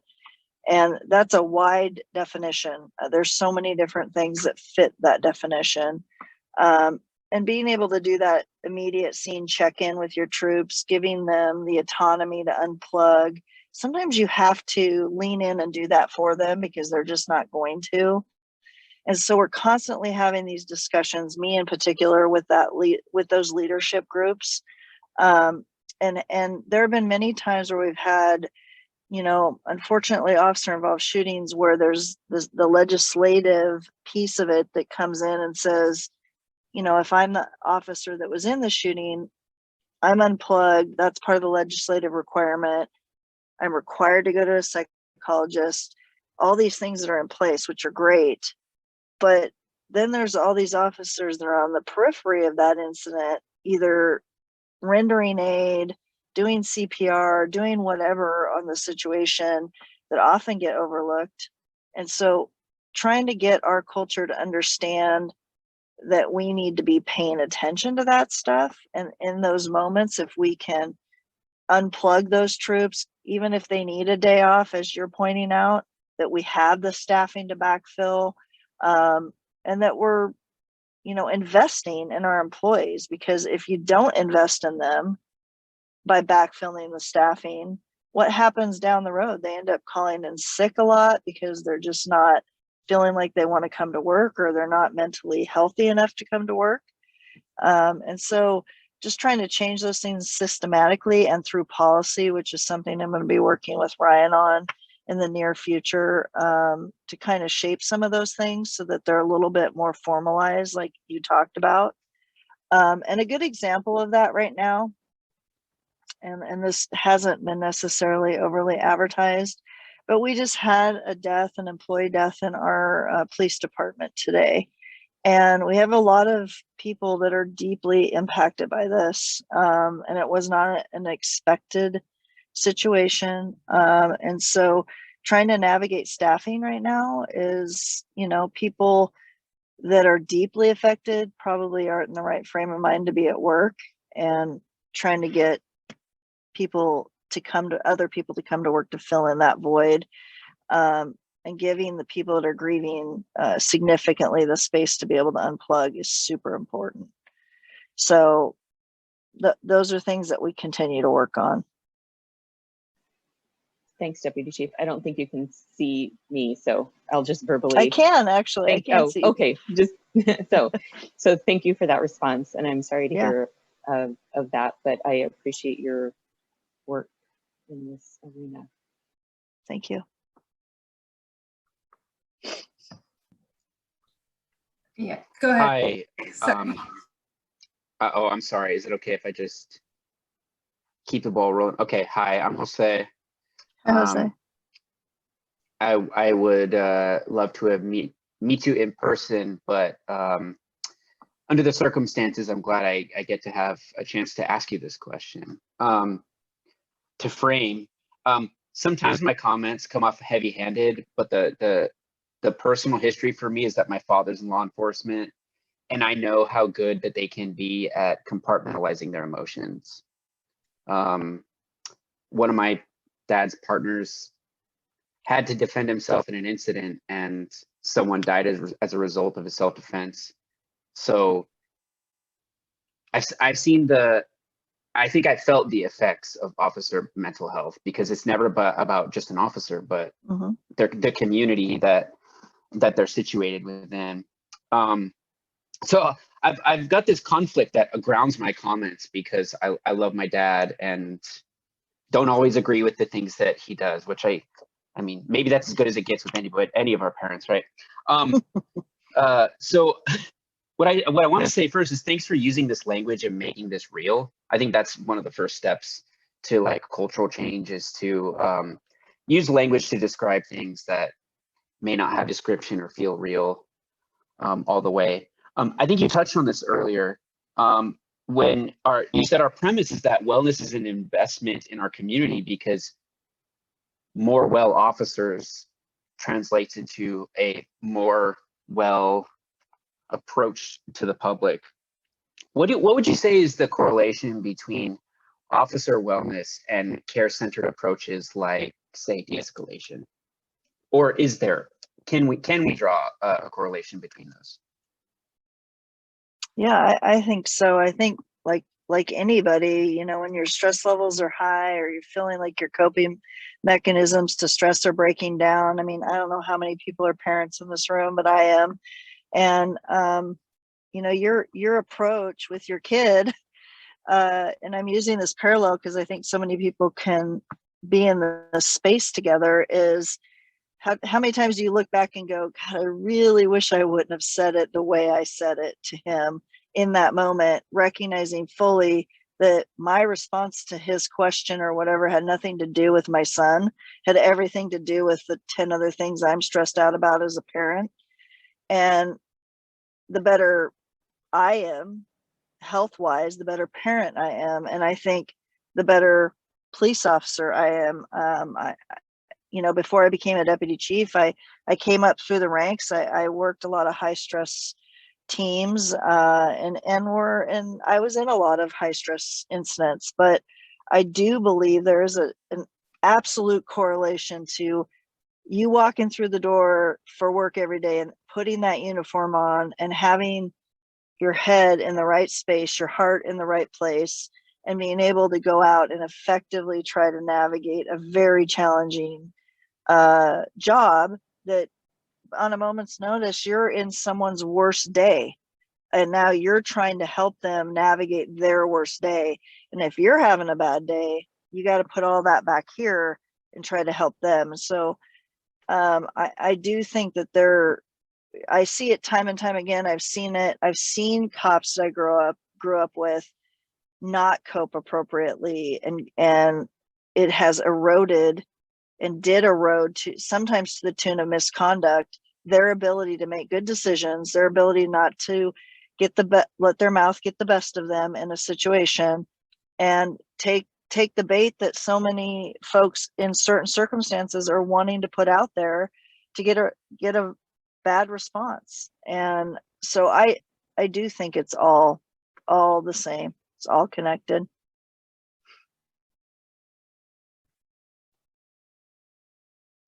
Thank you.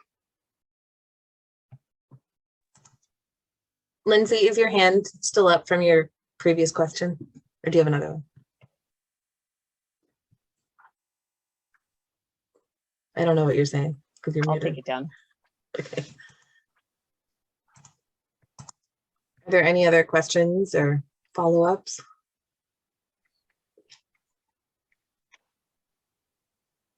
I don't know. I don't see any, but Deputy Chief, oh, Bernadette. I think Well, I was Bernadette. just going to ask one question. If there was one thing you could do, I mean, you've said that you would require officers to have the check-in, the once a year mental health check-in.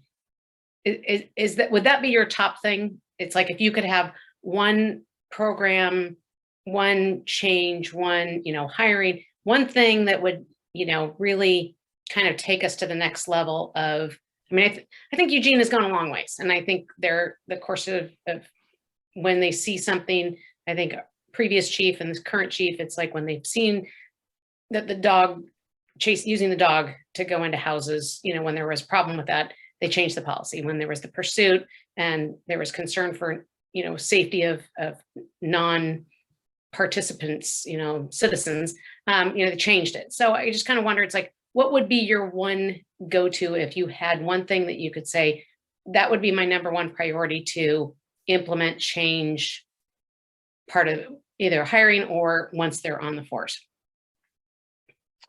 It would be kind of a thing that gets married together, and one would be this statement I made earlier about mandatory mental health check-ins, but then having unlimited access to mental health care for our first responders, not just police officers. I think firefighters, paramedics, all first responders. I think, you'll find excuses. Officers will make excuses as to why they won't go see a clinician or psychiatrist. But I think if we start breaking down that wall and opening up,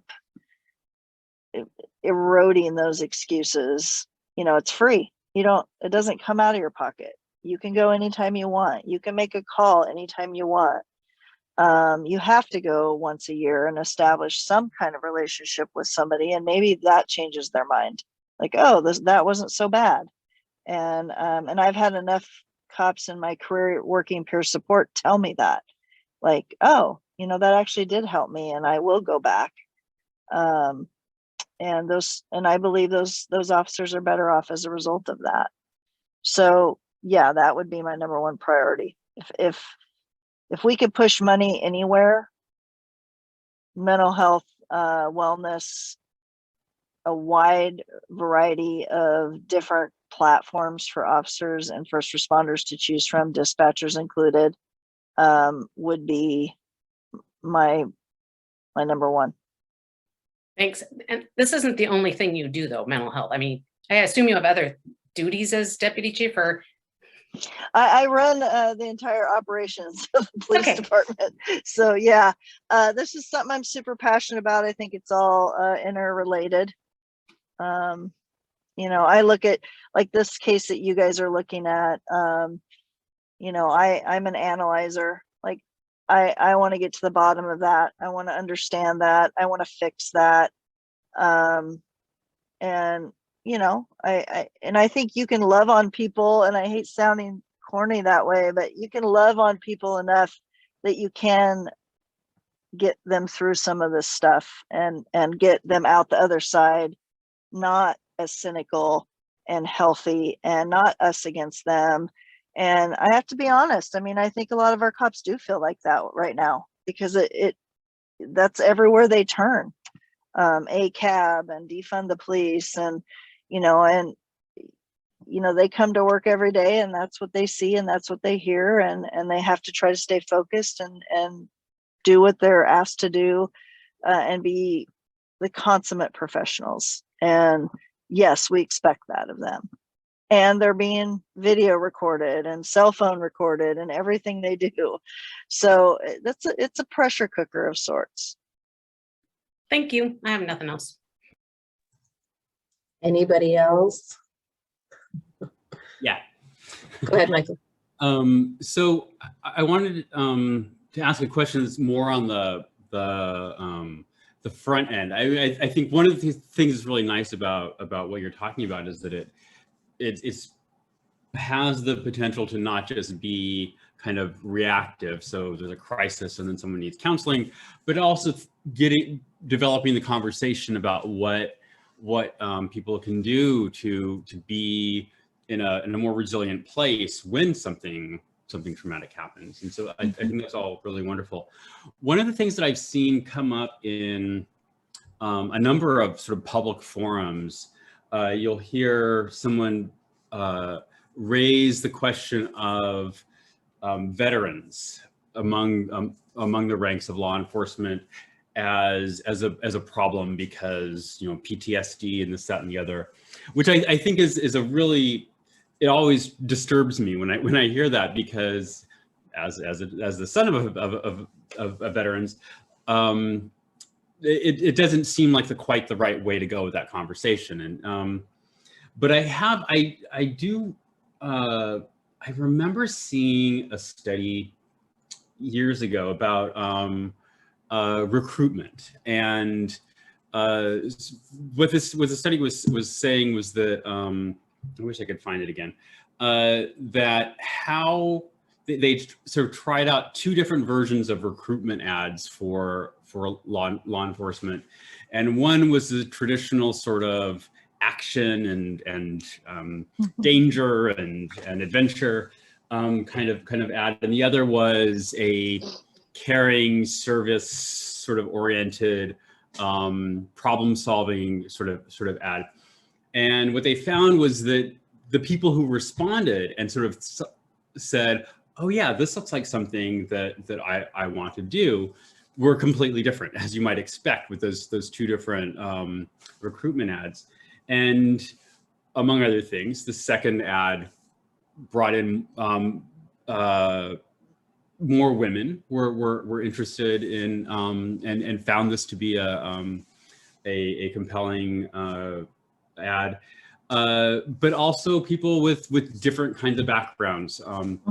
And then just to circle back, I know I had a student recently who, she talked about how she was interested in a career in law enforcement. And she talked to a chief at a, not EPD, but a different law enforcement agency.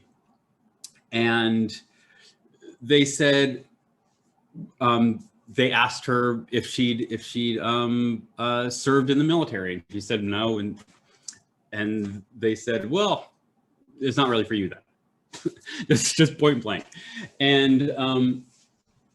And so, you know, I suspect that might not be an uncommon attitude. And so, I guess just to wrap that up is, where are you at in terms of thinking about how you structure and target recruitment? Yeah, I'm very involved in that with our hiring process, and I have a very deep background at my last agency of being involved in hiring. And that's a really pointed example, what you said about the two different draws, the kind of, you know, drive fast and chase people and all the fun high adrenaline stuff versus the care component. And I think to some extent you need to find the perfect balance in that, the blending, because it's super important to understand that when you sign up for this job, there's going to be things that you're faced with that you have to be good at responding and multitasking and problem solving, as you put.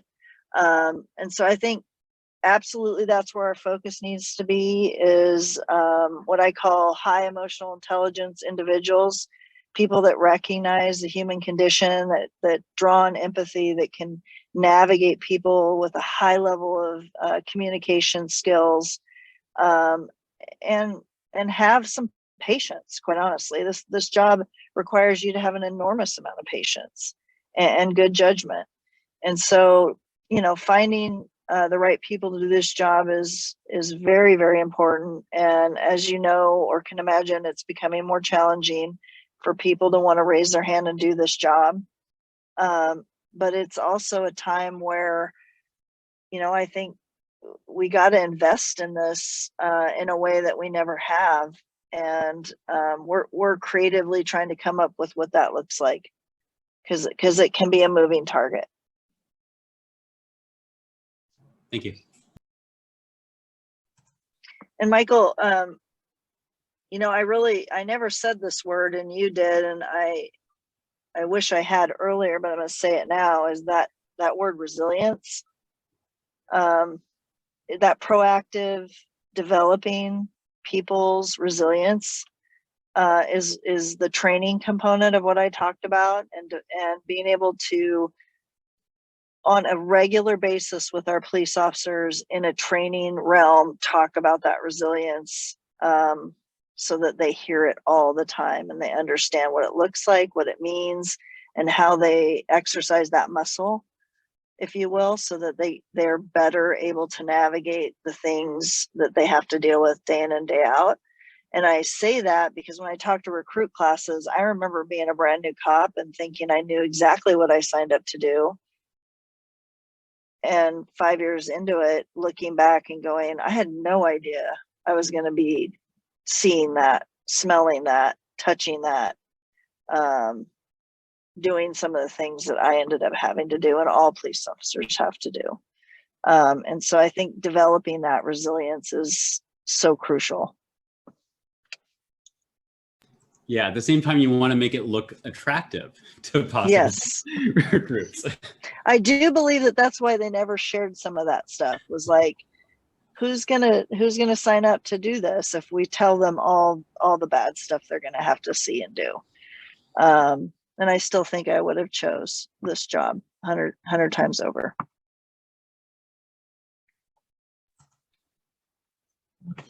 All right. Deputy Chief, this has been a really great training. I really appreciate you having you here. I think this has been a really interesting thing for us to hear, and it's shown a lot of light on some questions that we've talked about in the past, and I think we'll continue to talk about. Personally, that was kind of general, but personally, I have a lot of hope hearing what you say, and I hope that a lot of the things that you are saying are implementable in the department and that they can make a big difference. So I appreciate that. And I appreciate that that's part of the culture that is what you're striving for at EPD. Thank you. Thank you for being here. It's time for the auditor's report. Leah. Yes, the deeply formal auditor's report. Okay, as I mentioned, the ad hoc committee is reporting back to council on Monday, so I'll be listening to that to see where they decide to go with next steps. I've talked with some of the counselors and the city manager and the mayor, and we have some ideas, and I'm actually very, very excited about where that could go. So I think I'm excited for that next phase, I guess, where I can start to try to help fix some of the problems that they saw. So that is, yes, May. I'm going to work on the annual report, but my hope is to have it able to present to council in June or July at the latest, but definitely before their August break. So typically we would present along with the CRB report at the same time. So I'll be in touch with leadership about how to finalize that and get that going. And as I said, Beatrice was kind enough to already draft it, so we can add to it, or whatever you guys choose to do. There's a lot more work to do on my report. So anyway, don't be patient and kind with me is what I'm trying to say, as always. I'm really appreciative of you all for being patient with this sort of final lagging bit of the community impact case. I know trying to keep all of that in your head for all of this time is a lot. And I know because I'm in your shoes. So I really appreciate you reviewing this thoroughly and thinking, you know, being thoughtful about what you already reviewed in December and how these things all tie together. And I appreciate your feedback on all of that. I think it tied into our training topic pretty well. So I think we have a lot of, I don't know, I like it when that happens.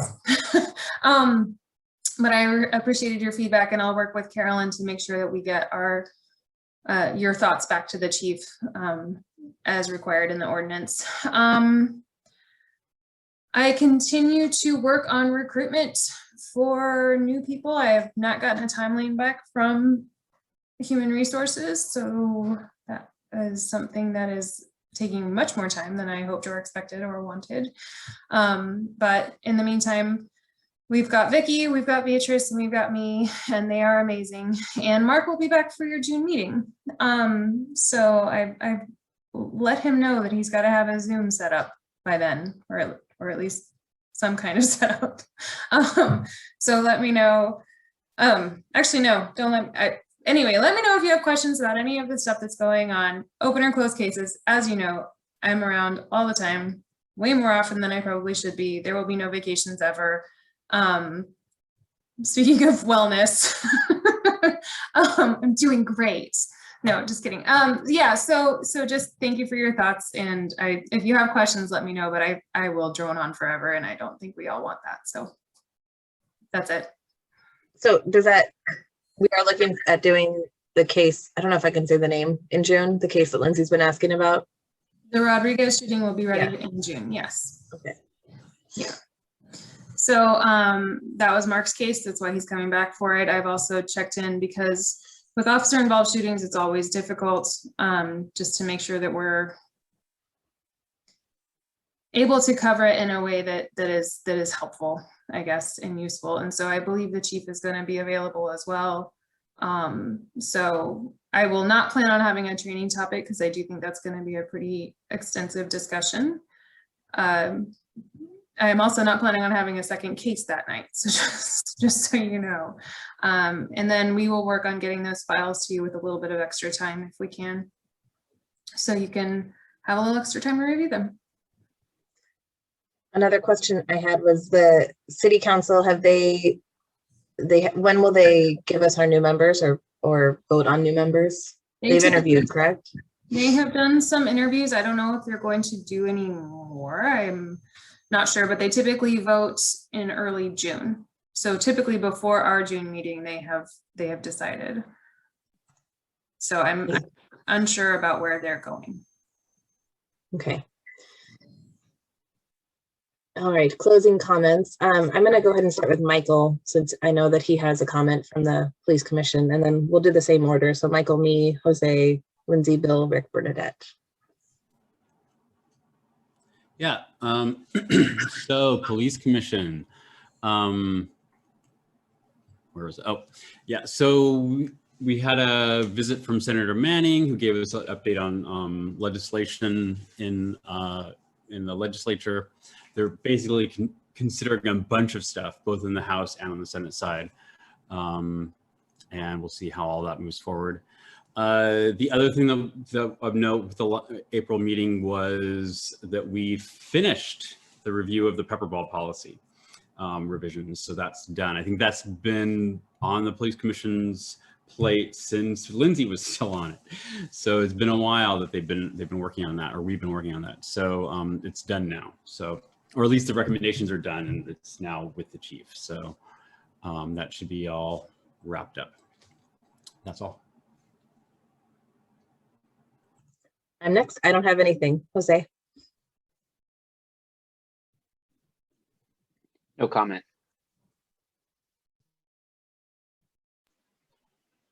I just wanted to thank Rick for sticking with the ad hoc process. I appreciated your participation, and I noticed that you volunteered to keep carrying that work through the CRB, and I am not in a position to take on any more work. So I really appreciate that you're going to provide that continuity, and I appreciate your service. Thank you.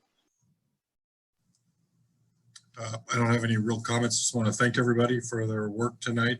There was some great discussion, and thank you, Deputy Chief, for coming and talking to us. Thank you for your kind words, Lindsay. I can't resist. I mean, I can't help myself. I'm sorry. And I have to say this, that I'm very happy that we had the training session we had tonight. I had never seen or heard of Deputy Chief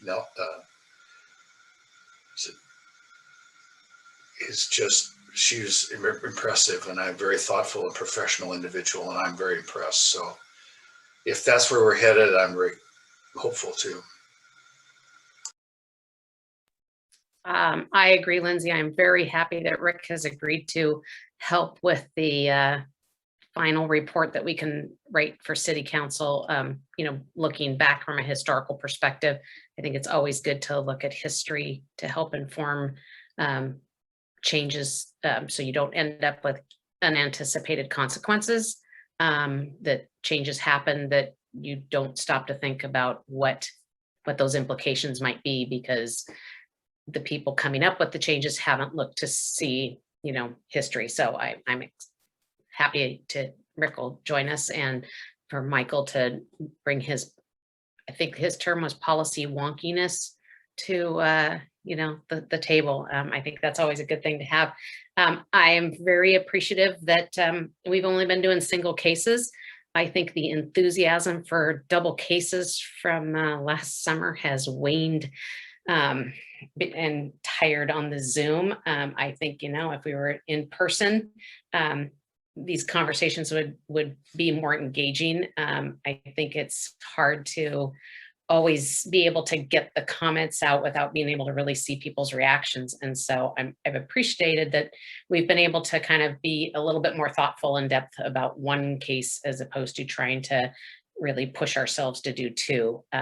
So I know that next month is going to be a large and challenging one, kind of along the ways of the community impact case was, but I am hopeful that we will not have any more community impact cases brought to us from June 2020. But I'm sure that there's still video out there that Leah's shaking. Reviewed. We are done. Okay, I hope that's really, really true. I should have made that clear. No, the community impact case is done. Okay, and so I'm happy about that. That's all. I think we can say that we hope that there are no more community impact cases going forward ever. We can go that far, right? Yeah, I mean, I'm going to say that. Okay, on that note, we will adjourn and we will meet back on June 8th. And make sure that you get your casebook early, because it will be hefty, I think. So just a reminder. And that's more for me than anyone else, because I think I'm always the last one. So you all are good. All right. Have a good night, everyone. Thank you very much.